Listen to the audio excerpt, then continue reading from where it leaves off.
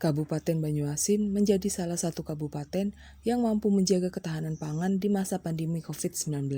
Banyuasin bahkan berkontribusi hingga 33% dalam penyediaan pangan di Sumatera Selatan bahkan nasional. Banyuasin berhasil menjadi produsen beras nomor 4 nasional itu tak lepas dari peran para penyuluh pertanian lapangan atau PPL yang selalu setia mendampingi para petani dalam memberikan pengarahan dengan ilmu-ilmu pertanian yang modern sehingga bisa berhasil. Banyuasin kini sedang berupaya melakukan percepatan masa tanam padi sawah pada September 2020 seluas 82.000 hektar di 14 kecamatan dalam wilayah Bumi Sedulang Setudung. Untuk menyukseskan percepatan tanam September 2020 itu, Pemkab Banyuasin melalui Dinas Pertanian Tanaman Pangan dan Hortikultura Kabupaten Banyuasin membuka lowongan penyuluh pertanian tenaga harian lepas atau THL. Pendaftaran mulai dibuka Rabu 26 Agustus dan akan ditutup Senin 31 Agustus mendatang. Kepala Dinas Pertanian Tanaman Pangan dan Hortikultura Kabupaten Banyuasin, Zainuddin SP MSI mengatakan, penerimaan PPL THL dilakukan untuk menyukseskan program Petani Bangkit yang digagas Bupati dan Wakil Bupati Banyuasin untuk mengawal swasembada pangan dengan satu desa satu penyuluh pertanian. Zainuddin mengatakan bahwa Banyuasin mempunyai 308 desa dan kelurahan.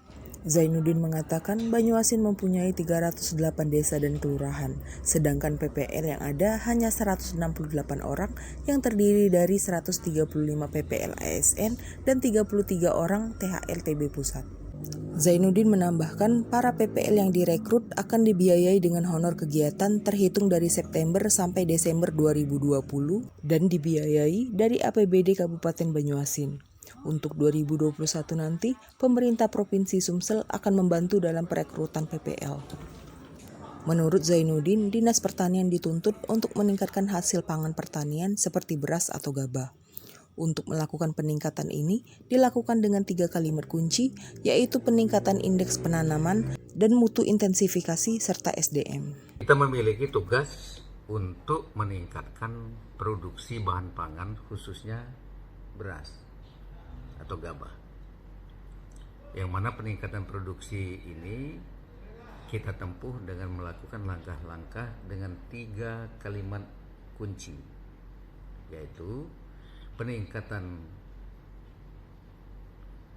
mutu intensifikasi, kemudian melakukan peningkatan indeks pertanaman dan ekstensifikasi, ya kan?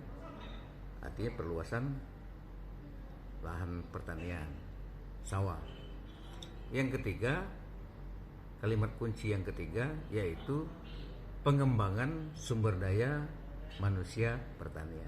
Itu dalam rangka mendukung 7 program unggulan yang digagas Bupati dan Wakil Bupati Banyuasin, maka pengembangan sumber daya manusia pertanian sangat perlu dilakukan. Di antaranya menyediakan tenaga penyuluh pertanian lapangan atau PPL yang kita kenal di desa-desa itu. Saat ini Banyuasin memiliki 308 desa dan kelurahan. PPL hanya ada 168 orang yang terdiri dari 135 orang ASN dan 33 orang itu THL pusat, THL TB pusat. Untuk saat ini kita akan pekerjakan mereka dengan dana APBD Kabupaten selama 4 bulan sebagai kegiatan di bulan September, Oktober, November, Desember. Untuk selanjutnya kita tetap berharap ada bantuan dari pemerintah provinsi untuk tetap melakukan rekrutmen penyuluh pertanian seperti yang telah dicanangkan oleh Bapak Gubernur kita yang kita cintai.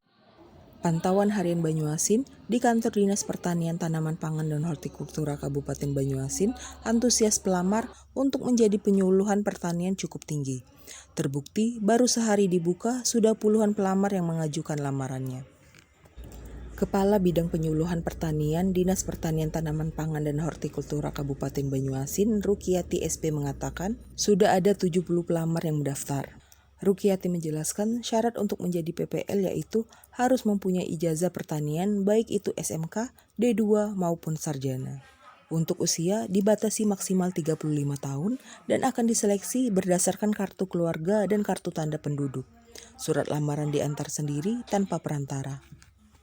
Menurutnya, seleksi ini direncanakan akan diumumkan pada Jumat 4 September 2020. Hari ini kami baru buka, Pak, ya. Baru buka hari ini. Antusias pelamar luar biasa, Pak. Ini baru dari tadi begitu jam 8 kantor buka, pelamar sudah berdatangan. Ini baru sampai jam berapa ini?